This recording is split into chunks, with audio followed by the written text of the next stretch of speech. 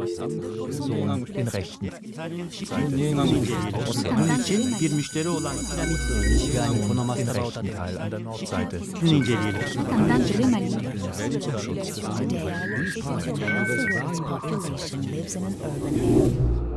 Moving forward. In the history of the 20th century, the car industry has been utterly central to both to the economy and to the forms of social life that have developed. And in that century, it was presumed that that industry would continue to expand, develop, and that there would be no challenge and no reversal of those processes. There are many indicators of the decline of the car in the early years of this century. There's the spectacular collapse of some American iconic car firms that defined in a way the mobile 20th century. Certain US cities have experienced very rapid population and economic decline, and especially Detroit, in a way the world's greatest ever car city. The global supplies of oil are running down, with 1 new barrel discovered for every 4 used. The US, interestingly, has recorded the first drops in car mileage for a generation or so, while new cohorts of young Americans, or indeed young Europeans, seem to desire the latest smartphone rather than a new car. One set of writers have described a plateau occurring in the patterns of travel, and this has been described as reaching peak travel in North America and parts of Western Europe.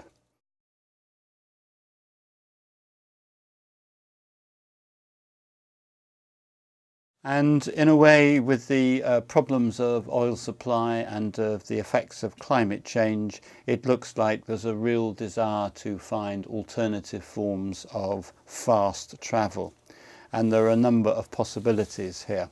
In particular, what we might come to think about is whether we could imagine a kind of post-car system coming to develop, a system of which we might think of as a sort of mixture of new technologies and new ways of organising. So we could think of personal travel involving small, ultralight, smart, probably battery-based vehicles that would be hired, a bit like the hiring of bikes now in Paris, London or Barcelona.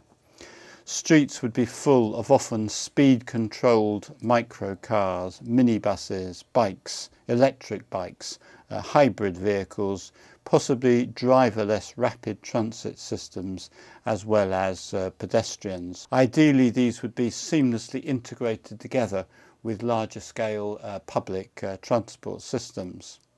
Smartphones, or the successors to smartphones, would control access and payment for multiple and interconnected forms of mobility. And we might imagine carbon allowances would be allocated, monitored and measured, perhaps through new apps on these smartphones or whatever replaces smartphones.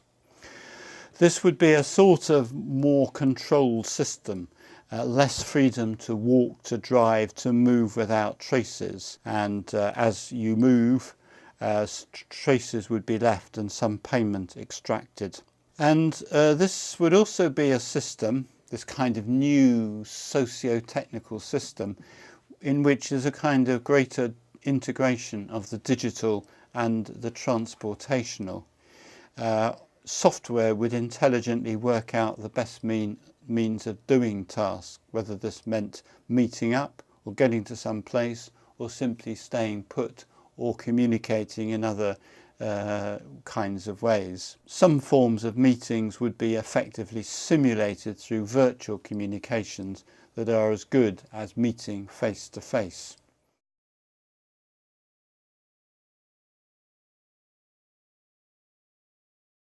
So we might imagine in this kind of future a kind of partial replacement of mobile lives with digital lives, to some degree reducing the need for travel, especially over longer distances.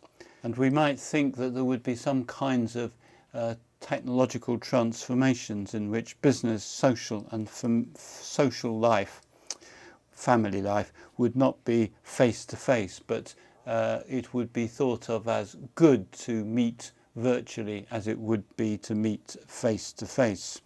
So this kind of digital future is complicated to bring about. There are, of course, many indicators of it, such as the system of hiring electric vehicles in Paris, but and there are many other inventions, discoveries, new kinds of computer systems, apps, and so on. So we could think of it a bit like the beginning of the 20th century, when what we call the car system was being assembled. And of course it never occurred as a fully fledged system, but it was made up of many different innovations, experiments, tinkerings, and so on. So the question is, are the kinds of innovation currently occurring around the world possibly could form a whole new socio-technical system, a post-car digital system emerging out of very many elements of technologies, materials, policies, payment systems, social practices, and so on.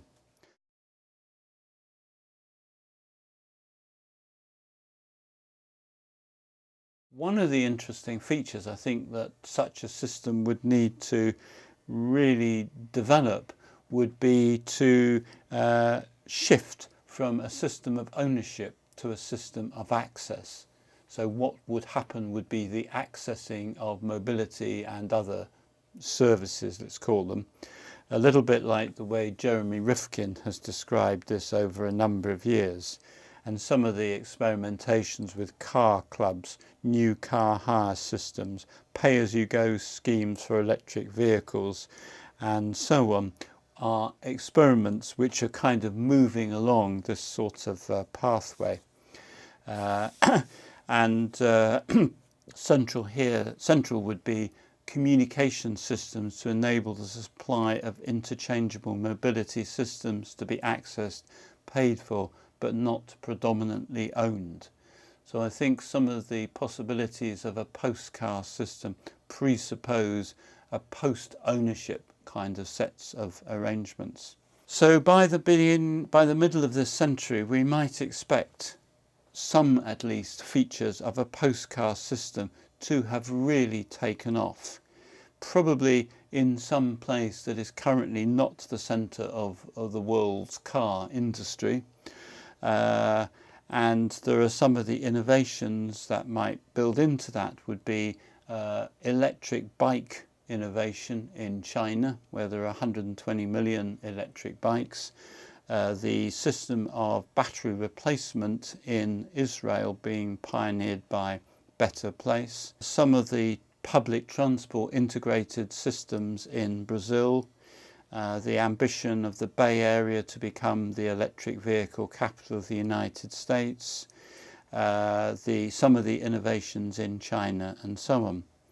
So there are what some writers have called small cracks appearing in the current automobility system, and an array of niche developments occurring. And the question is, could and how might one or more of those niches become assembled together to realise an electric vehicle, new socio-technical vehicle system? There are, of course, formidable barriers and problems in the development of such a system. And in a way, what's necessary is that this socio-technical system, this new post-car system, over time would make obsolete the steel and petroleum car system that has dominated the 20th century.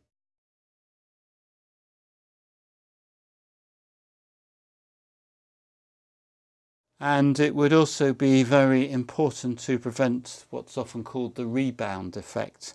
That is of simply the new system being cheaper and more fun, and so all that people did was to make more journeys or more longer journeys and so on. It also, of course, is a problem that electric vehicles presuppose electricity, and most electricity is so far generated using fossil fuels. However, electric vehicles can be at least 4 times as efficient as petrol-driven vehicles.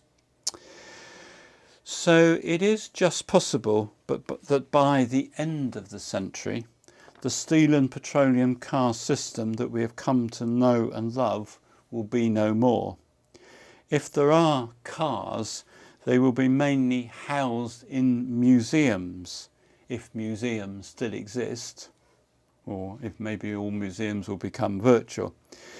Cars, those 1 to 2 ton monsters powered by refined oil, built of steel, privately owned, seating at least 4 people, and with their own territory of car parks and roads, will be seen as dinosaurs, remnants of the 20th century.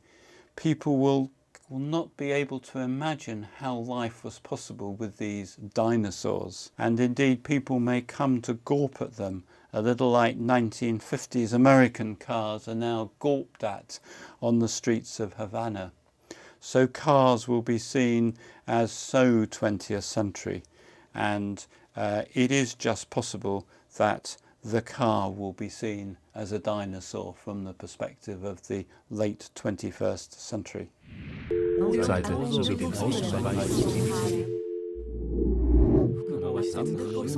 den rechten.